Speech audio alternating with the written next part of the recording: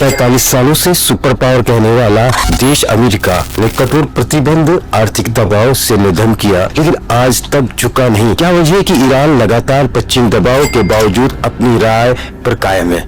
क्या ये सिर्फ राजनीतिक है या इसके पीछे एक गहरी वैचारिक और ऐतिहासिक ताकत? आज हम भावनाओं से हटकर समझेंगे ईरान की रणनीति, उसकी सोच और उसकी स्ट्रेटेजिक पेशेंस की असली कहानी।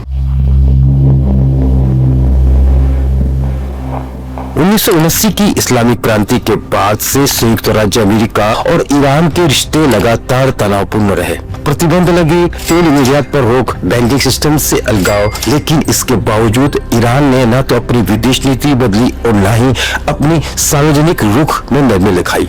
सवाल उठता है क्यों?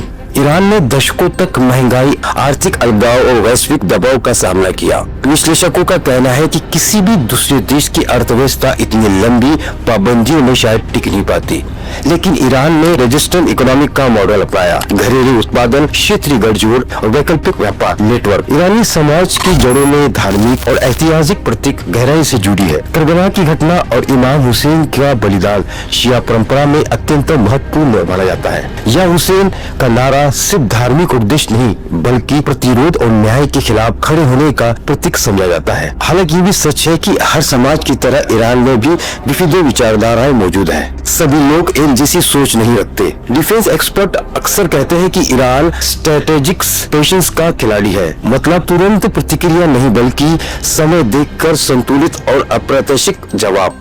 उदाहरण के तौर पर क्षेत्रीय राजनीति में ईरान ने सीधे युद्ध से अधिक प्रॉक्सी और कूटनीतिक दबाव की रणनीति अपनाई है। कुछ कट्टरपंथी बयान इसे सभ्यताओं की लड़ाई के रूप में पेश करते हैं, लेकिन अंतर्राष्ट्रीय स्तर पर इसे भू राजनीतिक संघर्ष के रूप में देखा जाता है, जहां शक्ति संतुलन, संसाधन और क्षेत्रीय प्रभाव दांव पर है। ये जरूरी है कि हम इसे धार्मिक नफरत की बजाय राजनीति और सामरिक नजरिए से समझे। ये कहना पूरी तरह से सही नहीं होगा कि अमेरिका ने कुछ नहीं किया। प्रतिबंधों ने ईरानी अर्थव्यवस्था पर गहरा असर डाला है। मुद्रास्फीति बढ़ी, करेंसी कमजोर हुई और जनता को कठिनाइयों का सामना करना पड़ा। लेकिन साथ ये भी सच है कि शासन व्यवस्था कायम रही और विदेश नीति में मूल बदलाव नहीं आया। क्या ईरान झुकेगा? क्या अमेरिका दबाव बढ़ेगा या दोनों नियंत्रित टकराव की नीति पर चलते रहेंगे?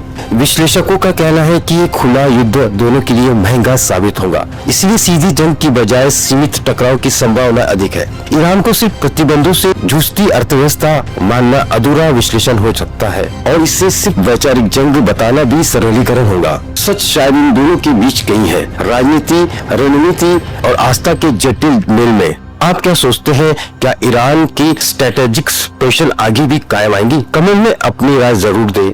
वीडियो पसंद आए तो लाइक करें, शेयर करें और चैनल को सब्सक्राइब करना ना भूलें। देखते रहिए सच 24 चैनल।